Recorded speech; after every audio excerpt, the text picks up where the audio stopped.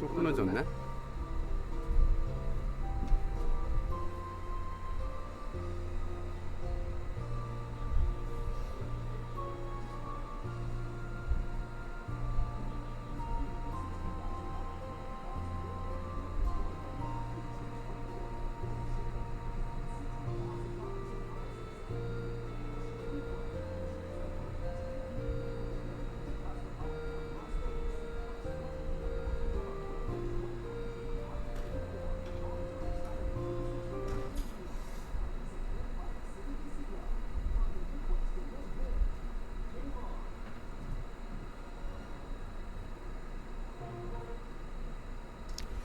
자, 우리 함께 기도하고 예배 하나님께 예배 드리겠습니다. 할렐루야. 사랑이 많으신 주님, 찬양과 경배를 드립니다. 오늘도 귀한 날씨 허락하시고 아버지 귀한 날 주님의 전에 나와 주님을 찬양하고 경배하기를 원합니다. 말씀으로 임하여 주시고 은혜를 덧입혀 주시고 주 여호와 하나님을 바라보게 하여 주옵소서. 예수의 이름으로 기도했습니다. 아멘.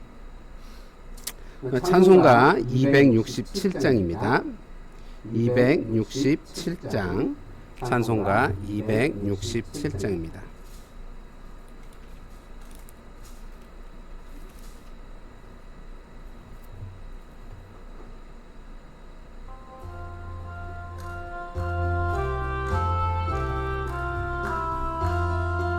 주의 확실한 약속의 말씀 듣고 주만 믿으며 구원을 얻으리라. 할렐루야 할렐루야. 내가 예수를 믿어 그의 흘리신 피로 내 죄 씻었네. 할렐루야 할렐루야. 내가 예수를 믿어 그의 흘리신 피로 내 죄 씻었네. 나의 갈 길이 험하고 위험하나 항상 예수의 도우심 믿고 가네. 할렐루야 할렐루야. 내가 예수를 믿어 그의 흘리신 피로 내 죄 씻었네. 할렐루야 할렐루야. 내가 예수를 믿어 그의 흘리신 피로 내 죄 씻었네. 주의 보좌에 천사들 둘러서서 구주를 높이어 찬양하네. 할렐루야 할렐루야. 내가 예수를 믿어 그의 흘리신 피로 내 죄 씻었네. 할렐루야 할렐루야. 내가 예수를 믿어 그의 흘리신 피로 내 죄 씻었네. 예언자들과 왕들도 반열대로 나와 찬송하네. 할렐루야 할렐루야. 내가 예수를 믿어 그의 흘리신 피로 내 죄 씻었네. 할렐루야 할렐루야. 내가 예수를 믿어 그의 흘리신 피로 내 죄 씻었네. 모두 다 그 반열 뒤따르며 함께 즐거운 찬송을 부르리라. 할렐루야 할렐루야. 내가 예수를 믿어 그의 흘리신 피로 내 죄 씻었네. 할렐루야 할렐루야. 내가 예수를 믿어 그의 흘리신 피로 내 있었네. 아멘. 찬송가 545장 우리 함께 부르겠습니다. 찬송가 545장입니다.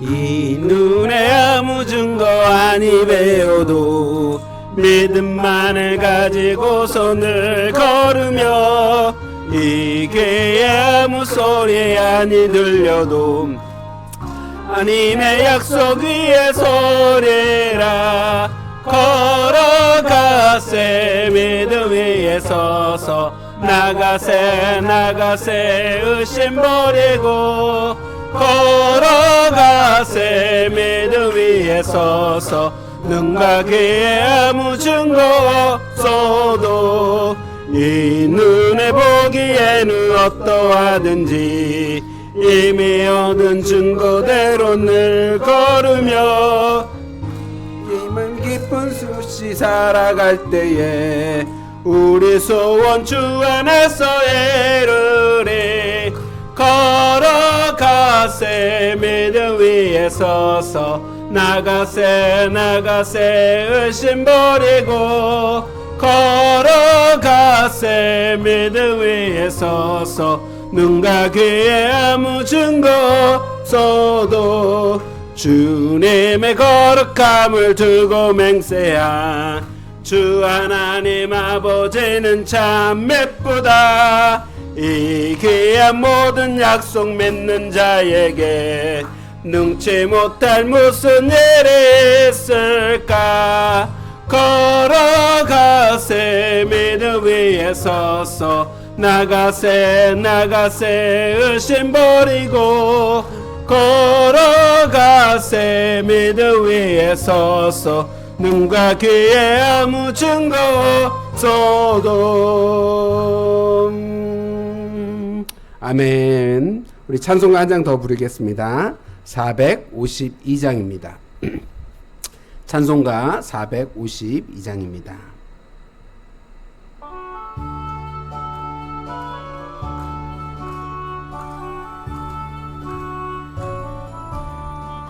내 모든 소원 그기도의 외모 예수님과 함께 원함이라. 예수님 영상 나의 길 위에 세상 아픔에 아깝잖네. 예수님과 함께 내가 원하네. 날 구원하신 예수님을 내 마음속에 지금 고도사 주님의 영상 인치소서. 무한한 사랑 풍성한 긍휼 슬픈 자 외로워하시는 주 길 잃은 죄인 부르는 예수 그 영상답게 없소서. 예수님과 함께 내가 원하네. 날 구원하신 예수님을 내 마음속에 지금 고도사 주님의 영상 만드소서. 겸손한 예수 거룩한 주님 원수의 멸시 삼으시사 우리를 위해 고난을 받은 주님을 닮게 없소서. 예수님과 함께 내가 원하네. 날 구원하신 예수님을 내 마음속에 지금 고도사 주님의 영상 인치소서. 사랑의 주님 감사합니다. 정말 저희가 주님의 형상을 닮을 수 있도록 주여 저희를 끝까지 붙드시고 인도하여 주시옵소서. 주님 저희가 오늘 간절히 바랐고 원하는 것은 주님의 말씀을 받기를 원합니다. 주님의 성령이 임하길 원합니다. 주님의 그 권능이 임하여 주셔서 하나님의 말씀이 살아있고 운동력이 있음을 증거하는 귀한 시간이 되게 축복하여 주옵소서. 오늘도 주님을 더 알기를 원하며 예수 그리스도의 이름으로 기도하였습니다. 오늘 하나님의 말씀 로마서 14장 1절부터 3절에 있는 말씀입니다. 로마서 14장 신약성경 258페이지에 있습니다.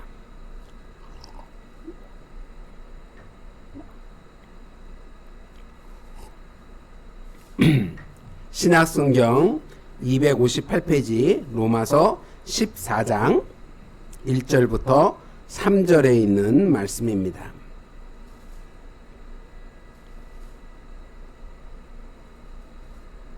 다 찾으신 줄 알고 우리 한 절 한 절 교독하겠습니다. 로마서 14장 1절부터 3절입니다. 믿음이 연약한 자를 너희가 받되 그의 의견을 비판하지 말라. 어떤 사람은 모든 것을 먹을 만한 믿음이 있고 믿음이 연약한 자는 채소만 먹느니라. 먹는 자는 먹지 아니하는 자를 업신여기지 말고 먹지 아니하는 자는 먹는 자를 비판하지 말라. 이는 하나님이 그를 받으셨음이니라. 아멘. 살아계신 하나님의 말씀이었습니다. 오늘 하나님의 말씀 믿음이 연약한 자라는 제목을 가지고 우리 함께 은혜를 나누겠습니다. 알래스카의 스티브라는 청년이 이제 올해 이제 교회에 처음 나갔어요. 처음 나가서 목사님의 말씀을 듣는데 마태복음 17장 믿음에 대해서 얘기를 하는 거예요. 네가 겨자씨만한 믿음이 있으면 이 산을 들어서 옮길 수 있다라는 내용의 말씀을 드렸어요. 근데 이제 알래스카니까 눈도 오고 눈사태도 일어나고 그러잖아요. 그 산 밑에 사니까 이 눈사태 때문에 조금 불편함이 있었던 이 스티브는 야, 이 산을 옮겨달라고 기도하면 되겠구나라는 생각이 들었어요. 그래서 이 말씀, 목사님의 말씀에 눈이 확 띄어져서 야, 내가 정말 이러한 믿음을 가지고 기도하겠다라는 믿음을 가지고 이제 기도를 시작합니다. 그 이야기가 이제 담임 목사님에게 전달이 된 거예요. 담임 목사님에게 전달이 돼서 이제 목사님이 은근히 걱정하기 시작합니다. 왜냐하면 지금까지 단 한 번도 기도했는데 산이 옮겨졌다는 얘기를 들어본 적이 없기 때문에 그가 열심히 믿음으로 기도하지만 그 응답이 어쩌면 오지 않을 거라는 걱정, 그리고 또 혹시나 안 오면 처음 믿기 시작했는데 실망할 수 있으니까 실망하지 않으면 어떡할까라는 걱정이 이렇게 들기 시작했어요. 그래서 이제 담임 목사님이 이제 은근슬쩍 찾아가서 얘기합니다. 이런 기도를 할 때 낙심 받을 수 있다. 하나님이 기도를 들어주지만 정말 산을 옮기는 일은 그렇게 쉬운 것이 아니다. 라고 하면서 낙심하지 말라는 뜻으로, 그리고 기도를 이제 바꿔야 된다는 뜻으로 약간 이렇게 돌려서 이야기를 했어요. 근데 이 기도가 20일을 지나서 30일로 계속 향하고 있는 거예요. 근데 40일이 지나자 이 스티브가 이 청년이 목사님실에 막 싱글벙글 하면서 막 들어오는 거예요. 들어오면서 목사님 20세기에는 하나님이 산을 옮기는 방법이 믿음을 해서 말로 해갖고 옮기는 게 아니라 큰 트럭들이 그 산을 옮기더라. 그래서 기도했는데 그 산에 공사 하면서 그 산이 없어졌다는 거예요. 그래서 하나님께서 자기의 기도를 들어주셨다라고 얘기하면서 막 이제 목사님에게 자랑을 하는 거예요. 목사님이 그 말을 들으면서 자기의 믿음이 없음을 후회하고 하나님께 회개했다라는 이야기가 있습니다. 여러분, 그 청년의 믿음이 대단하지 않습니까? 우리가 정말 겨자씨만한 믿음을 가지고 이 산을 명하여 없어지게 명한다면, 옮겨지게 명한다면 옮겨질 것을 여러분 믿으십니까? 아마 믿고 기도는 하죠. 그런데 이루어질까라고 생각하는 분은 거의 없을 것입니다. 오늘 하나님께서 우리에게 믿음이 연약한 자라는 거에 대해서 말씀해주고 있습니다. 이 연약한 자의 믿음이 어떤 것인지 우리 함께 나누면서 큰 은혜와 도전이 있기를 주님의 이름으로 축원합니다. 그리스도인들이 원하는 것이 무엇일까요? 그리스도인들이 원하는 것이 뭐 축복을 받는 일도 있을 것이고, 그리스도인이 원하는 것이 아마 건강을 받는 것도 있을 수 있습니다.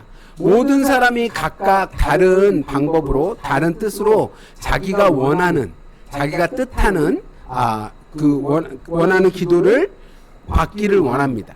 하지만 모든 그리스도인이라면 한 가지 공통적으로 원하는 게 있어요. 그게 뭐냐면 바로 자기의 믿음이 성장하기를 원한다는 거예요. 내 믿음이 작은 믿음이 되는 것이 아니라 정말 큰 믿음이 되는 것, 큰 믿음을 소유하는 것이 아닐까 생각합니다.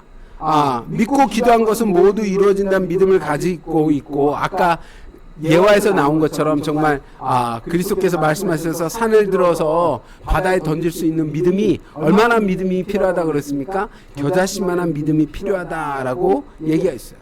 혹은 어떤 분은 조지 물러 목사님처럼 기도하는 것마다 응답받기를 원하시는 분이 있을 거예요.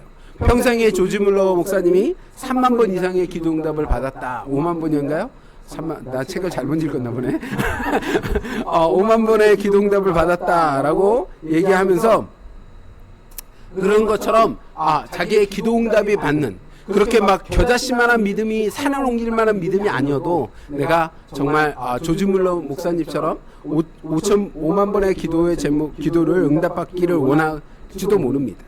또 어떤 저 같은 목사는, 저는 베드로 같이 한 번 설교 딱 해갖고 5,000명씩 막 회개하고 하나님 앞에 나오는 그런 능력이 있는 말씀을 전하는 사람이라면 얼마나 좋겠습니까? 친구 목사님이 뉴저지에 러브 미션이라는 목사님들 모임이 있어요. 그래서 목사님들이 돌아가면서 이제 부흥 설교를 하는데 저한테 와서 물어보는 거예요. 목사님 와서 설교 한번 하시겠냐고. 그래서 어떤 타입의 설교를 해야 되냐고 그랬더니, 목사님 부흥 설교를 해야 된다고.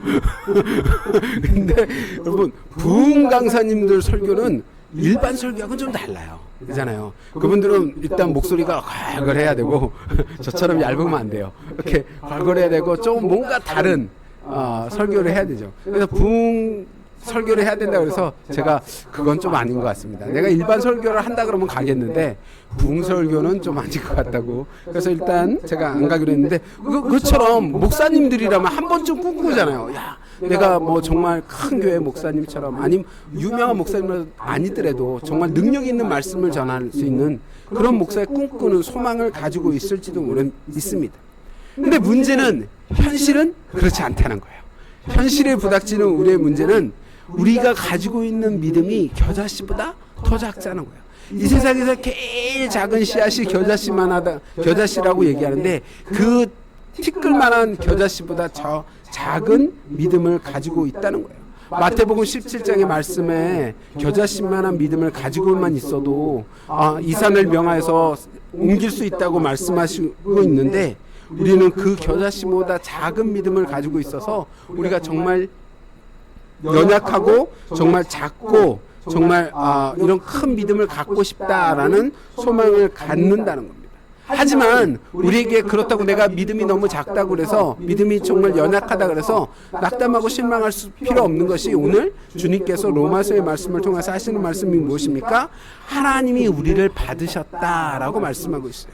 본문 말씀 14절의 말씀을 보면, 14장 3절의 말씀을 보면, 먹는 자나 먹지 않는 자를 업신여기지 말고 먹지 않는 자는 먹는 자를 비판하지 말라. 이는 하나님이 그를 받으셨습니다 라고 얘기했어요. 1절의 말씀이 뭐예요? 믿음이 연약한 자를 얘기하면서 먹는 거와 먹지 않는 거에 대해서 말씀하고 있습니다. 이 내용에 대해서는 제가 좀 이따가 제가 어떤 내용인지 설명을 해드리겠지만, 즉 하나님께서 나의 믿음이 연약한 나에 대해서 우리가 하나님께서 그를 받으셨다, 주님께서 우리를 받으셨다라고 분명하게 얘기했어요. 여러분, 우리가 너무나 잘 알고 있는 오병이어를 알고 있습니다. 떡 5개와 물고기 2마리, 이 사건을 우리는 너무나 알고 있습니다. 그거와 비슷한 사건이 또 있어요. 뭘까요? 7병이어죠. 제가 그걸 그렇게 부르는지 잘 모르겠어요. 그냥 뭐냐면 떡 7개하고 물고기 2마리로 4,000명을 먹이신 그 사건의 이야기를 우리는 똑같이 성경에서 잘 보세요. 이 두 가지 사건이 각각 따로따로 이루어졌다는 것을 알고 있어요. 근데 재밌는 것은요, 주님께서 사람들이 이제 많이 주님의 말씀을 듣고 와서 3일 동안 주님의 말씀을 듣고 돌려보내기에 그들이 너무 허기지고 아무것도 먹지 못해서 그들을 먹일 것이 있느냐라고 제자들에게 물어봅니다.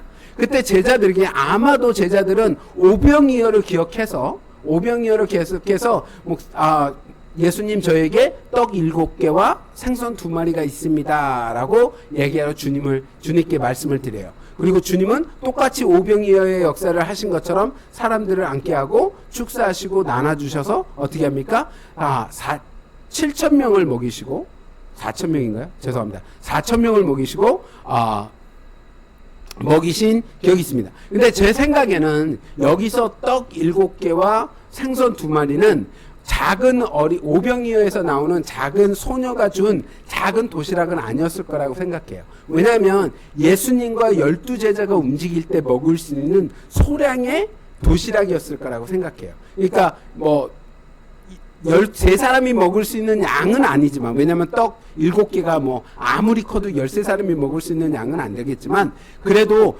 허기졌을 때 간단하게 몇 사람 정도 허기를 메꿀 수 있는 양의 떡 7개와 물고기 2마리였을 거다라는 저는 개인적인 저의 생각입니다. 그래도 4,000명을 먹일 수 있는 양은 아니죠. 그 양을 가지고 주님께서 지금 4,000명을 먹이시고 그 기적의 역사를 일으키시고 7광주리가 남은 후에 지금 제자들에게 뭐라고 얘기냐면 바리새인들의 누룩을 조심해야 된다라는 말씀을 제자들에게 하십니다. 그게 이제 마태복음 16장 6절의 말씀에 보면 예수께서 이르시되 삼가 바리새인과 사두개인들의 누룩을 주의하라 하시니라는 얘기를 해요.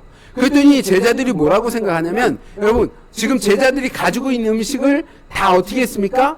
다 써버렸죠. 소진한 거예요. 왜냐하면 예수님께서 4,000명을 먹이시는데 자기네들이 비상식량으로 가지는 것을 식량하니까 소진해 버렸으니까 우리가 아무것도 음식을 준비하지 못했는데 주님께서 음식을 달라고 하시는 것 같다라는 생각으로 서로 쑥덕쑥덕 거리는 장면을 주님께서 보시는 거예요. 그런데 제자들이 지금 어떤 경험을 하고 있느냐라는 게 중요합니다. 뭐예요? 지금 떡 7개와 물고기 2마리로 4,000명을 먹이시고 7광주리가 남고 또 오병이어의 기적을 제자들은 모두 경험하였는데 그들의 믿음이 정말 크지 못하고 작았다는 거예요. 여러분 생각해 보시죠. 지금 주님이 오셨갖고 우리에게 오병이어의 기적을 베푸신다면 여러분은 주님을 쫓아다니면서 주님이 하시는 모든 말씀에 아멘 아멘 하지 않겠습니까? 아마 모든 사람이 그렇게 할 거라고 저는 생각합니다. 그런데 주님께서 그 제자들이 쑥덕쑥덕하는 말을 듣고 뭐라고 말씀하시냐면 마태복음 16장 8절에 예수께서 아시고 이르시되 믿음이 작은 자들아 어찌 떡이 없으므로 서로 의논하느냐라고 얘기하고 있어요. 즉 제자들이 그런 큰 놀라운 기적의 역사를 체험하고 주님께서 귀신을 내어치고 병자를 고치는 것들을 다 경험하였는데도 제자들의 믿음이 정말 우리가 상상하는 그 정말 사도의 믿음을 가지고 있었던 것이 아니라 그들의 믿음이 정말 연약하고 작은 믿음을 가지고 있었다라고 주님께서 말씀하고 있다는 거예요. 주님이 비록 그들의 제자들의 믿음을 책망하고 계시지만 그렇다고 해서 주님께서 야 너네들 믿음이 없으니까 떠나, 야 나 쫓아오지 마, 내가 다른 12제자를 선택할 거야 라고 하신 것이 아닙니다. 그와 똑같이 우리의 믿음이 제자들과 똑같을 수 없을 수 있습니다. 그들의 제자들과 같이 우리가 제자보다 연약하고 약할 수 있어요. 어쩌면 우리가 예수님께서 그들에게 너희 믿음이 작다라고 말씀하셨지만 그들이 소유하던 그 믿음보다 우리가 가지고 있는 믿음이 어쩌면 더 작을 수도 있습니다. 하지만 문제는 뭐냐면 하나님께서 그러한 작은 연약한 믿음도 우리를 선택하여 주셨다는 거예요. 우리가 하나님을 완성할 수 있도록, 하나님의 나라를 확장할 수 있도록, 하나님의 선교를 할 수 있도록 우리를 부르시고 그 일을 우리를 통하여서 일하시기로 결정하여 주셨다는 것입니다. 이것이 우리에게 달라요. 처음에 여러분 이방인 제자들이 예수님께서 승천하시면서 하시는 말 있잖아요. 사도행전 1장 8장 말씀에 너희는 예루살렘과 온 유다와 사마리아 땅끝까지 이르러 내 증인이 되리라는 그 말씀, 사도행전 1장 8장의 말씀을 들을 때 제자들이 생각하는 땅끝이라는 그 말씀을 우리가 생각하는 땅끝처럼 생각했을까요? 예루살렘과 온 유대와 사마리아 땅끝까지 이르러 증인이 되려는 그 말씀을 분명히 제자들은 그렇게 우리가 생각하는 것 같이 이해하지 않았습니다. 왜 그렇게 생각하냐면 하나님의 복음, 하나님의 말씀은 이방인들에게 전달되지 않을 거라고 생각했어요. 그래서 베드로가 뭐라고 생각하냐면 사도행전 10장에 보면 이렇게 기록하고 있습니다. 10장 45절의 말씀을 베드로와 함께 온 할례 받은 신자들이 이방인들에게도 성령 부어주심으로 말미암아 놀랐다라고 기도하고 있어요. 여러분 만약에 주님 지금 제자들이 베드로가 주님께서 사도행전을 통한 사도행전 1장 8절의 말씀을 우리가 생각하는 것대로 받았다면, 느끼고 생각하고 있었다면 지금 이방인들이 성령을 받는 것을 보고 놀라지 않았겠죠.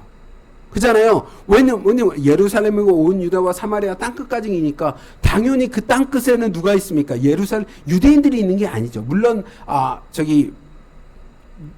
파라 유대인들이 있었겠죠. 흩어져 있는 유대인들이 있었겠지만 그들이 아닌 이방인들에게도 복음을 증는 거잖아요. 지금 여러분 시대가 지나가면서 땅끝이라는 의미가 조금 변하고 있습니다. 알고 계시나요? 우리 기독교인들도 19세기, 18세기의 땅끝과 지금 21세기의 땅끝이 좀 달라요. 그때 땅끝은 어디가 땅끝이었냐면 세계가 땅끝이었어요. 나라가 땅끝이었어요. 그래서 167개, 200개 나라의 복음이 증거되면 세상은 이제 끝날 것이다 라고 했는데, 지금 우리가 얘기하는 땅끝은 뭐냐면 민족을 얘기합니다. 민족. 그러니까 지금 민족은 202개 나라보다 훨씬 많잖아요. 아마존의 민족들이 얼마나 많아요. 지금 우리가 문명받지 않은 그런 민족들도 지금도 존재하고 있는 곳이 아마존이니까. 그래서 지금 기독교에서 우리 개신교가 얘기하는 기독교에서 말하는 기독교는 땅끝을 민족으로 바라보고 있어요. 그러니까 지금 베드로가 바라보고 있는 그 땅끝은 우리가 생각하는 땅끝과 다릅니다. 그렇기 때문에 이방인들에게 그 복음이 그리고 성령이 임할 것이라는 것을 그들은 생각하지 못했어요. 그런데 그 땅끝 성령이 임하는 것을 보고 어떻게 생각합니까? 이게 뭔가 굉장히 놀라운 거예요.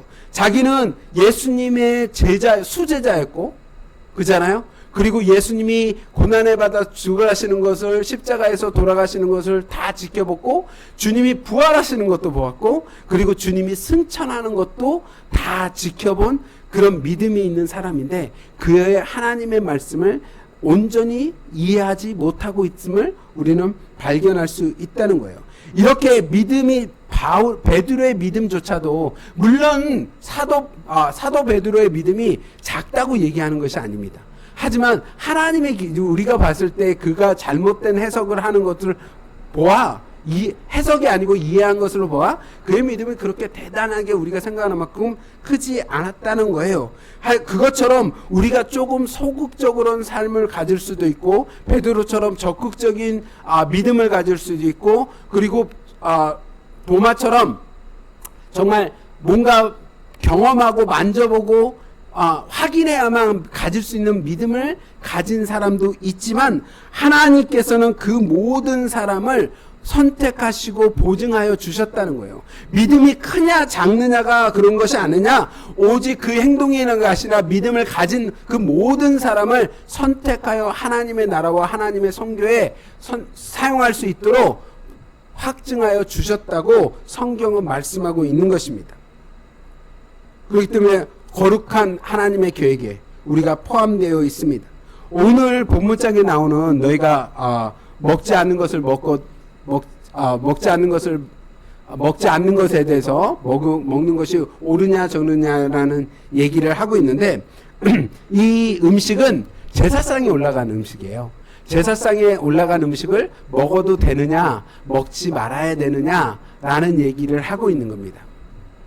여러분은 어떻게 생각하십니까? 그리스도인은 이방 신에게 드린 제사상에 올린 음식을 먹어야 될까요? 먹지 말아야 될까요?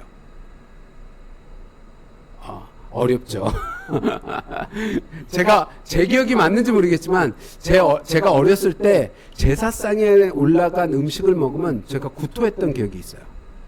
그래서 제가 그 팥떡이라 그러죠. 우리 제사할 때 쓰는 팥. 그 떡을 되게 좋아합니다. 안 좋아하는 건 아닌데 그래서 그 떡이 제사상에 올라간 떡이면 제가 먹는 걸 좀 그렇게 꺼려 했던 기억이 있어요. 어렸을 때 기억에서 정확하진 않아요. 하지만 안 먹었던 건 아니에요. 왜냐하면 제가 팥떡을 좋아합니다. 그래서 제가 팥떡을 많이 먹어요. 우리 교회에서 친구할 때도 팥떡을 많이 먹잖아요. 그래서 팥떡을 많이 먹습니다. 하지만 제 기억이 맞다면 제가 그런 음식을 먹으면 여러 번 구토를 해서 토했던 기억이 나요. 제가 아마 이렇게 목사가 되기 위해서 홀리한 사람이 되기 위해서 그랬는지는 그런 건 아니겠지만 우리 기독교 사람들은 제사상에 올려나가는 음식을 먹는 것에 대해서 굉장히 안 좋아합니다. 먹지 말라고 얘기해요. 근데 바울이 이제 그 문제를 가지고 유대인들과 얘기하는 거예요. 유대인과 대해서 그 음식을 먹어도 되느냐 말아야 되느냐라고 얘기하는데 바울의 뜻은 먹어도 된다라는 거였어요. 야, 먹어도 되고 먹고 싶지 않으면 먹지 마. 그러면 안 먹어도 돼. 꼭 먹지 않는 거에 대해서 뭐 그렇게 신경 쓰지 않아도 돼라고 얘기하는 거예요. 왜 그런 얘기를 하냐면 유대인들은 그 이방신에게 드리는 것에 대해서 굉장한 율법적으로 묶여 있기 때문에 그래요. 근데 율법적으로 안 묶여 있는 이방인들은 이게 아무런 의미가 없는 거예요. 그렇잖아요. 할례를 받아야 됩니까? 받지 않아야 됩니까? 유대인들은 할례를 안 받으면 천국을 못 가요. 선택받은 사람이 아니에요. 그래서 어떻게 합니까?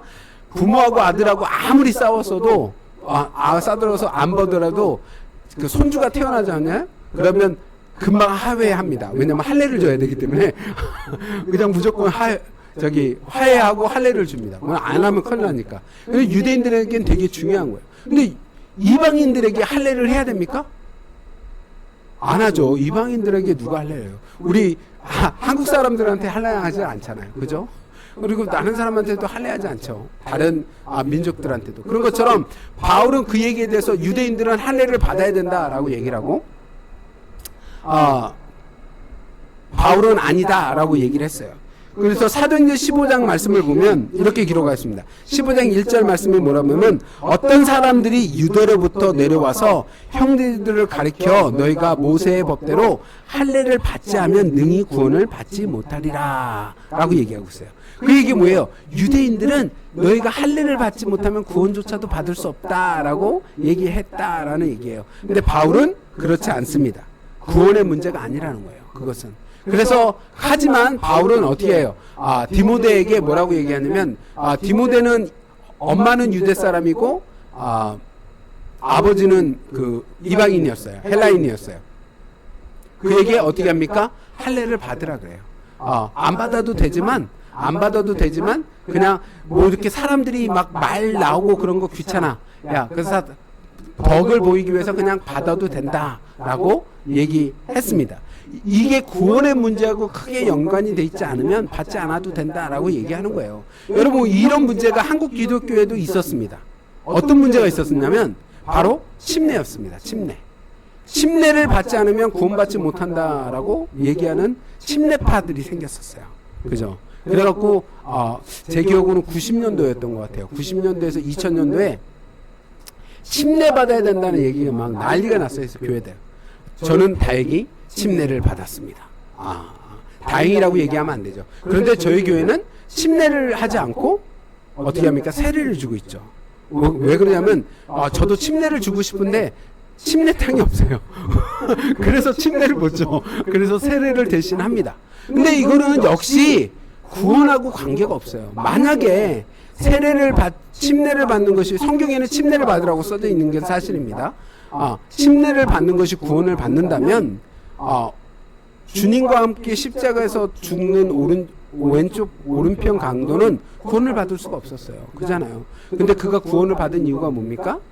당연하죠. 왜냐하면 그가 믿음으로 구원을 받는 거지. 그는 침례를 안 받았으니까 어떻게 해요? 지옥 갔어야지. 그러죠. 근데 그가 하나님의 낙원에 함께 주님과 함께 거한 것을 우리가 성경을 통해서 알고 있듯이 그거는 그렇게 중요하지 않다는 거예요. 즉 믿음이 적으냐 크냐가 중요한 것이 아니라 하나님께서 우리를 받으셨다는 것이 중요하다는 거예요. 우리의 믿음으로, 예수 그리스도를 믿음으로 하나님께서 우리의 믿음 작은 우리를 받으셨음이 매우 중요하다는 거예요. 그렇기 때문에 믿음이 너희가 크냐 작으냐, 너 왜 이렇게 행동해, 너 이렇게 행동하는 게 잘못된 것이야 라고 얘기할 필요가 없어요. 왜냐하면 그 사람의 믿음대로 하나님께서 받으시고 그 사람의 믿음의 양대로 하나님의 나라와 하나님의 선교를 이루어가고 계시기 때문입니다.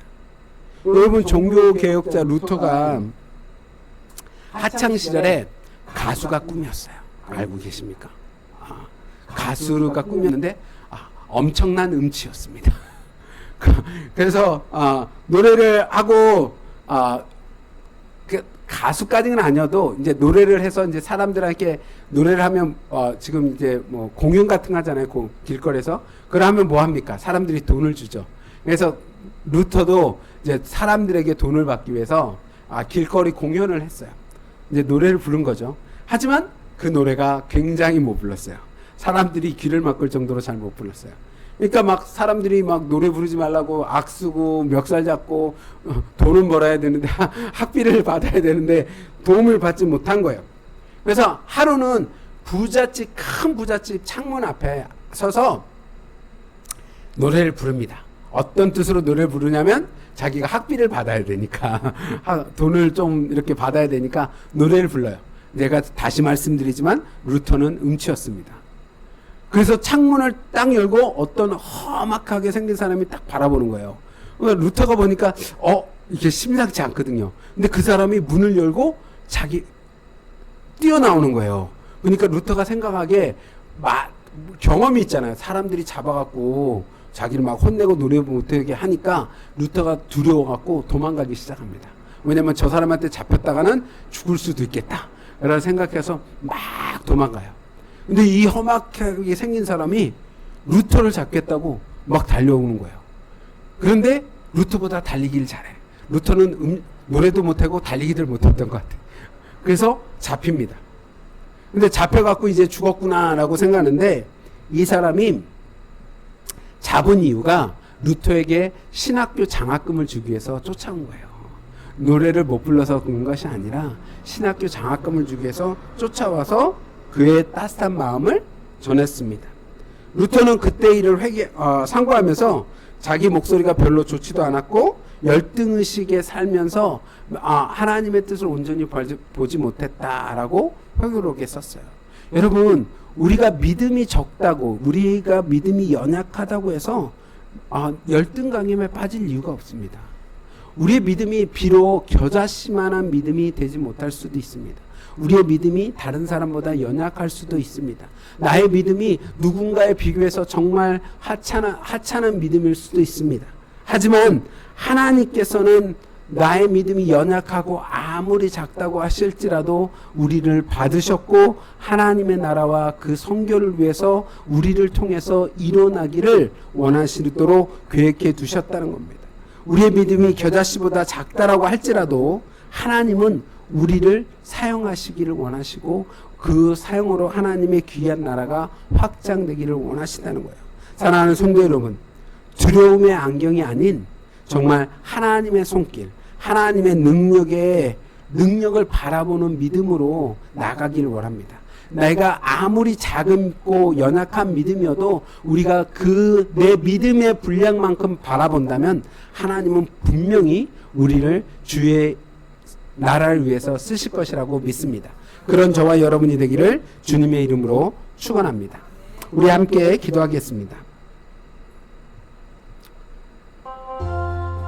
우리 주님께, 주님, 정말 저희가 믿음이 연약하지만 정말 주님, 저희가 두려움의 안경으로 보는 것이 아니라 정말 하나님의 능력, 하나님의 손길, 저희를 받으신 그 양의 믿음의 분량대로 하나님의 나라를 바라보게 해달라고 우리 함께 기도하겠습니다.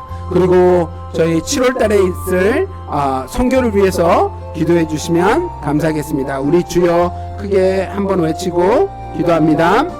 주여! 할렐루야. 사랑이 많으신 우리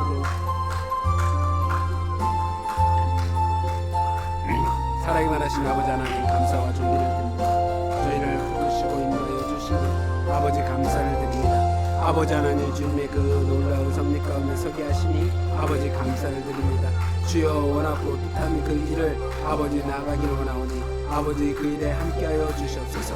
아버지 그 뜻하신 일에 아버지 저희를 붙들어 주시고 아버지 그 뜻하신 일에 아버지 동참하여 하나님의 나라와 하나님의 성교를 아버지 이루는 저희가 될 수 있도록 아버지 인도하여 주시옵소서. 하나님께서 아버지 주님을 보내주시고 주님께서 저희를 아버지 세상에 보내 아버지 하나님의 나라를 아버지 하나님의 성교를 이루게 하셨으니 아버지 하나님 정말 그 일을 성교를 이루는 저희가 될 수 있도록 아버지 저희를 붙드시고 아버지 인도하여 주시옵소서. 주여 간절히 원하고 기도하오니 아버지 이 일 가운데 저희를 붙들어 주시옵소서. 아버지 이 소망 가운데 저희를 아버지 상과하여 주셔서 아버지 하나님 정말 믿음 가운데서 인도하여 주시옵소서.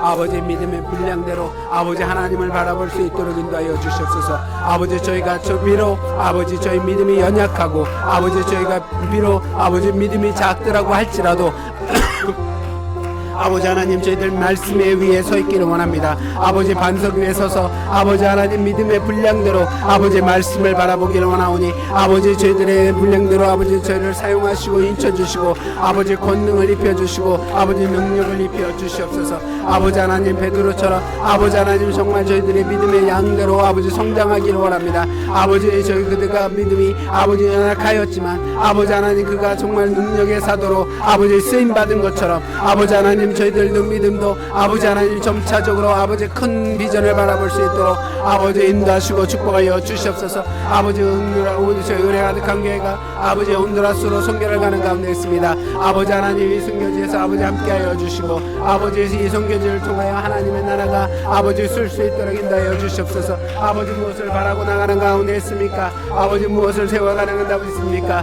아버지 하나님 저희가 뜻하신 대로 나가는 자가 될 수 있도록 인도하여 주시고 아버지의 발전을 나가는 자가 될 수 있도록 축복하여 주시고 아버지 하나님 정말 주님께서 세우신 아버지 말씀대로 아버지 하나님의 그 나라를 확장하는 데 아버지 쓸 수 있도록 아버지의 선교지를 축복하여 주시옵소서. 아버지 온두라스에 아버지의 가는 오고 가는 길을 아버지 붙들어 주시고 아버지 온전하게 붙들어 주시옵소서. 아버지 완전히 잘 무사히 다녀올 수 있도록 아버지 인도하여 주시옵소서. 아버지 하나님 그 길에 아버지 하나님의 나라가 쓸 수 있도록 인도하여 주시고 아버지 믿음의 길이 쓸 수 있도록 인도하여 주시고 아버지 놀라운 소리는 문으로 아버지 섰는 저희가 될 수 있도록 아버지 하여 주시옵소서. 믿음의 말씀을 듣고 사는 저희가 될 수 있도록 아버지 저희들의 자녀들과 아버지 하나님 은혜 가득한 자녀들 한 사람 한 사람을 붙들어 주시고 아버지 정말 약속된 말씀을 붙들고 나가는 아버지 하나님의 사람으로 아버지 인쳐 주시옵소서. 아버지라고 그러니 아버지 하나님 무엇을 먹고 마시는 것이 중요한 것이 아니라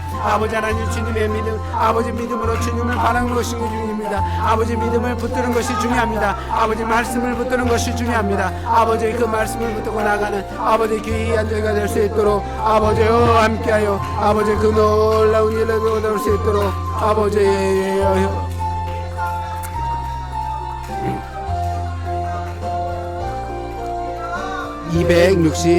267장입니다. 주의 확실한 약속의 말씀 듣고 주만 믿으면 구원을 얻으리라. 할렐루야 할렐루야 내가 예수를 믿어 그의 흘리신 피로 내 제사는 내 할렐루야 할렐루야 내가 예수를 믿어 그의 흘리신 피로 내 죄 씻었네. 나의 갈 길이 험하고 위험하나 항상 예수의 도우심 믿고 가네.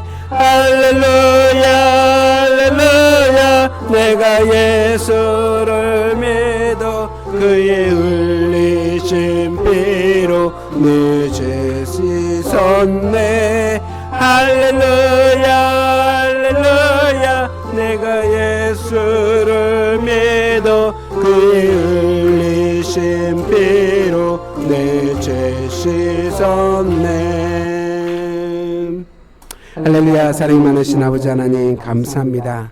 정말 부족하고 연약한 저희들이 믿음이 연약한 저희들을 하나님께서 받아주시고 그 하나님의 뜻대로 하나님의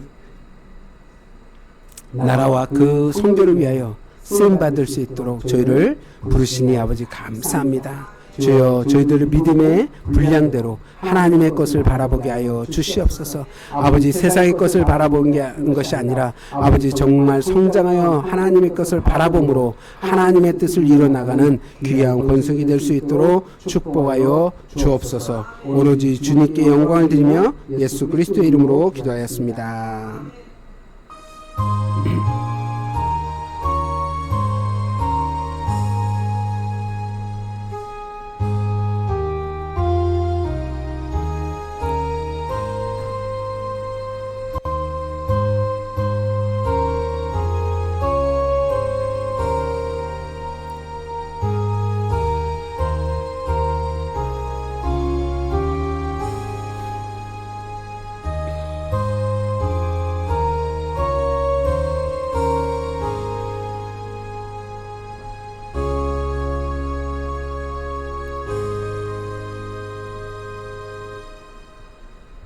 감사합니다. 금요 찬양 예배를 마쳤습니다. 주일날 뵙겠습니다.